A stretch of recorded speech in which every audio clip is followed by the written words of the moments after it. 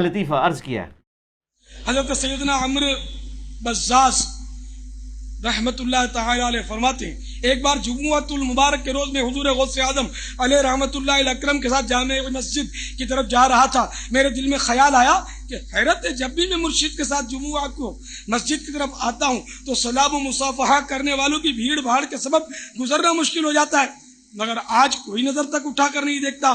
میرے دل میں اس خیال کا آنا تھا کہ حضور غوث اعظم علیہ رحمت اللہ الاکرم میری طرف دیکھ کر مسکرائے، اور بس پھر کیا تھا، لوگ لپک لپک کر مصافحہ کرنے کے لیے آنے لگے، کہانی دست بوسیاں شروع ہو گئیں، یہاں تک کہ میرے اور میرے پیر و مرشد کے درمیان ایک ہجوم حائل ہو گیا. میرے دل میں آیا کہ اس سے تو وہی حالت بہتر تھی کہ میں تنہا تھا تو قرب کے مزے تھے. دل میں یہ خیال آتے ہی آپ رحمت اللہ تعالی علیہ نے مجھ سے فرمایا، اے عمر، تم ہی تو ہجوم کے طلبگار تھے، تم جانتے نہیں کہ لوگوں کے دل میری مٹھی میں ہیں، اگر چاہوں تو اپنی طرف مائل کر لوں اور چاہوں تو دور کر دوں. آپ کو پتہ ہے یہ بڑی مشہور حدیث ہے بخاری اور مسلم دونوں میں، سیدنا اسامہ ابن زید سے متعلق. ایک جنگ کے دوران کافر سے مڑ بھیڑ کے دوران جب وہ کافر ان کی تلوار کے نیچے آیا تو اس نے کلمہ پڑھ دیا، لیکن انہوں نے پھر بھی اسے قتل کر دیا. بعد میں قلق تھا، نبی علیہ السلام کی خدمت میں حاضر ہوئے کہ یا رسول اللہ اس طرح لڑائی ہوئی، وہ میری تلوار کے نیچے آیا، کلمہ پڑھ دیا، پھر بھی میں نے اسے قتل کر دیا. تو نبی علیہ السلام فرمایا تو نے اسے کیوں قتل کیا؟ کہ یا رسول اللہ اس نے اوپر سے کلمہ پڑھا تھا، ڈر کی وجہ سے، اندروں وہ کافر تھی. ہو سکتا ہے یہ بات ٹھیک بھی ہو، ہم بھی یہی ججمنٹ کرتے ہیں، لیکن نبی علیہ السلام نے فرمایا کیا تو نے اس کا دل چیر لیا تھا؟ تو صحابہ نے تو نہیں کہا یا رسول اللہ کہ اولیاء اللہ دل کا حال جان لیتے ہیں تو ہم تو اولیاء کے امام ہیں. جی میں نے دل چیر لیا تھا. اور جو کہہ رہا تھا اس کو بھی پتا تھا میں کیا کہہ رہا ہوں، کہ کوئی نہیں دل چیر سکتا، صرف نبی کو وحی کی تائید حاصل ہوتی ہے. پھر آپ نے فرمایا اسامہ تو کیا کرے گا جب قیامت والے دن وہ کلمہ پڑھتا ہوا اللہ کے حضور تیرے خلاف مقدمہ قائم کرے گا؟ اسامہ تو کیا کرے گا، اسامہ تو کیا کرے گا، اسامہ تو کیا کرے گا. نبی علیہ السلام یہ الفاظ ریپیٹ کرتے رہے. سیدنا اسامہ کہتے ہیں میری خواہش ہوئی کاش آج سے پہلے میں کافر ہوتا اور آج کلمہ پڑھ کے مسلمان ہوا ہوتا، کم از کم میرا یہ گناہ تو دھل جاتا. ہوئے ہوئے، اسامہ ابن زید عام بندہ نہیں.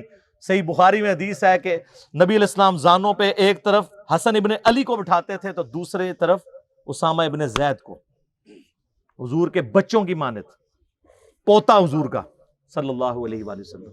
بڑے بڑے صحابہ غصے کی حالت میں نبی علیہ السلام کو اپروچ نہیں کرتے تھے تو اسامہ ابن زید سے سفارش کرواتے تھے. وہ جو بخاری مسلم میں حدیث ہے جب فاطمہ نامی عورت کی چوری کا مقدمہ آیا اور نبی علیہ السلام کو سفارش کی گئی، وہ بھی اسامہ کے ذریعے کی گئی تھی، لیکن حضور نے ادھر بھی لحاظ نہیں کیا. آپ نے فرمایا تم لوگ مجھے سفارشیں کرواتے ہو، اللہ کی قسم تم سے اگلے لوگ اس لیے تباہ و برباد ہوئے، ان کے اشرافیہ کے لیے الگ قانون ہوتے تھے اور عام لوگوں کے لیے الگ. اللہ کی قسم اگر میری بیٹی فاطمہ بھی چوری کرتی میں اس کے بھی ہاتھ کٹوا دیتا. مجھے اپروچ کرتے ہو تم. یہ ہے اسامہ ابن زید. اور اب ذرا مجھے بتائیں جو کہتے ہیں جی بزرگ دلوں کے حال جان لیتے ہیں، کہتے ہیں تم جانتے نہیں کہ لوگوں کے دل میری مٹھی میں ہیں، اگر چاہوں تو اپنی طرف مائل کر لوں اور چاہوں تو دور کر دوں. آپ رائے ونڈ چلے جائیں، آپ ملتان شریف چلے جائیں، کسی بھی شریف جگہ پہ چلے جائیں تو مرید وہ ڈر ڈر کے بیٹھے ہوتے ہیں جی بزرگ دل کا حال جان لیتے ہیں. میں نے کہا نا، پرانیاں گلاں، پرانے فرقے، پرانے بزرگ. ہوں تو انہاں دی برسیاں بھی ہو چکی ہیں نا، 1000 سالہ برسیاں.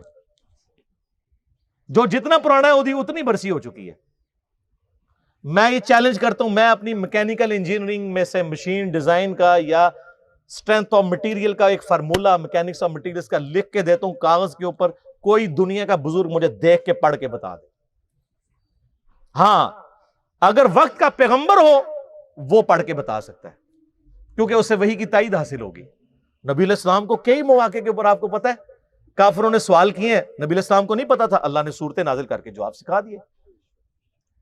قصہ موسیٰ اور خضر سکھایا، حضرت یوسف علیہ السلام کی بایوگرافی سکھائی، ذوالقرنین بادشاہ سے متعلق سکھایا سورۃ الکہف میں. وہ ایک دیوبندی مولانا بیٹھا ہوا ہے کوئی مجہول قسم کا، اور وہ اپنے آپ کو کہتا ہے میں مفتی اعظم امریکہ ہوں. اس نے میرے جواب میں ریکارڈ کرایا، اس نے دیکھو کتنا گستاخ ہوا ہے. وہ کہتا ہے یہ تو اللہ کے نبی کے سامنے بھی رکھو تو وہ بھی فارمولہ نہیں پڑھ سکتے. اب آپ یہ کہیں کہ امام اعظم آ جائے تو یہ انجینئرنگ کا فارمولہ نہیں پڑھ سکتا جب تک میں نہ پڑھاؤں، یہ انسٹرومنٹ نہیں استعمال کر سکتے، ڈیوائس جب تک میں نہ بتاؤں. تو پھر آپ کا آئنسٹائن بھی آ جائے، نیوٹن بھی آ جائے، آپ کے سارے سائنٹسٹ بھی آ جائیں، تو پھر وہ قرآن کی آیت اور نبی کے حدیث تلاوت نہیں کر سکتے. بلکہ اس سے بڑھ کے میں کہوں ان کی بے ادبی کو، اس نام نیاد انجینئر اسکالر کی بے ادبی پر میں کہوں کہ نبی بھی آ جائیں تو نبی بھی آپ کا فارمولہ نہیں پڑھ سکیں گے. تو خدا نہ خواستہ آپ نبی کی اتھینٹسٹی کو چیلنج کر رہے ہیں. آپ جس انجینئر فارمولے کی بات کر رہے ہیں نبی کے سامنے لکھ کے بتائیں، نبی پڑھ لے گا؟ لعنت ہے تیرے ایسے عقیدے کے اوپر. کلمہ پڑھ کے مسلمان ہو، بے شرم انسان. یہ میں اپنی ذات کی خاطر نہیں کہہ رہا، یہ تو حضرت عمر ہوتے تو پہلے تو اس کی وہ کرتے نا، پھر اگلی بات اس سے کرتے. نبی علیہ السلام کو تو اپنے بابے بچانے کے لیے یوز کر رہا ہے. وہ امام حنیفہ رحمہ اللہ کا وہ گناہ دھلنے والے واقعے کو ڈیفینڈ کرتے ہوئے یہ کہہ رہا تھا. نبی علیہ السلام کے پیچھے اللہ ہے. سورہ ال عمران کی آیت نمبر 179 ہے کہ اللہ کی یہ شان ہی نہیں ہے کہ کسی غیر نبی کو غیب پر مطلع کرے. وہ اپنے پیغمبروں کو غیب کے اوپر اطلاع دیتا ہے، اور تمہارا کام ہے اللہ اور اس کے پیغمبروں پہ ایمان لاؤ. بس اس حد کو کراس مت کرو. تو نبی علیہ السلام کو اگر یہ چیلنج دیا جائے وقت کے پیغمبر کو، وہ پڑھ کے سنا بھی دے گا، اس کو اللہ آنے واحد میں سب کچھ سکھا دے گا. بابوں کو اس لیے میں چیلنج کر رہا ہوں کہ تمہارا تو کہنا ہے کہ ہمارا اللہ سے تعلق ہے، اللہ کو تو آتی ہے نا انجینئرنگ، پڑھ کے بتاؤ. تم کہتے ہو ہم دلوں کے حال جانتے ہیں، ہمیں کشف القبور ہوتا ہے. وہ بھی کہانیاں. صحیح مسلم میں حدیث ہے، بخاری میں بھی اس کا کچھ حصہ ہے. ایک مدعم نامی غلام تھا نبی علیہ السلام کا، خیبر کے موقع پر نامعلوم تیر لگا، وہ شہید ہو گیا. صحابہ نے کہا سیدھا جنتی ہے. آپ فرمایا تم جنتی کہہ رہے ہو، اس نے تو مال غنیمت کی ایک چادر چرائی تھی جو آگ کی پہنا دی گئی ہے اس کے اوپر، میں دیکھ رہا ہوں. تو صحابہ کرام فوراً گھروں کو لوٹے. اگر کسی نے کوئی رسی کا ایک ٹکڑا بھی یہ سمجھ کے اٹھایا تھا نا اس کی تو خیر ہے، وہ بھی لا کے مال غنیمت میں جمع کروایا کہ یہ سر وہ لوگ سمعنا واطعنا تھے، سننے والے اور ماننے والے.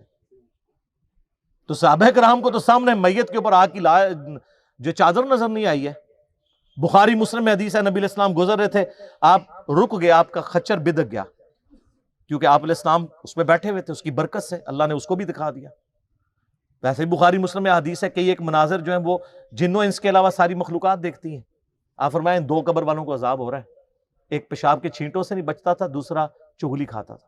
پھر آپ نے ایک ٹہنی توڑ کے اس کے 2 حصے کر کے لگایا. فرمایا جب تک یہ ہری رہیں گی ان کے عذاب میں تخفیف ہوتی رہے گی، نبی علیہ السلام کی مبارک ہاتھوں کی برکت سے. تو صحابہ کرام کو تو عذاب قبر نظر نہیں آیا. کہانیاں دل کا حال جان لیتے ہیں. سر اب زمانہ بدل چکا ہے، اب ہر طرف صدا ہے کیا کہ نہ میں وابی نہ میں بابی، میں ہوں مسلم علمی کتابی. یہ علمی کتابی بات ہے.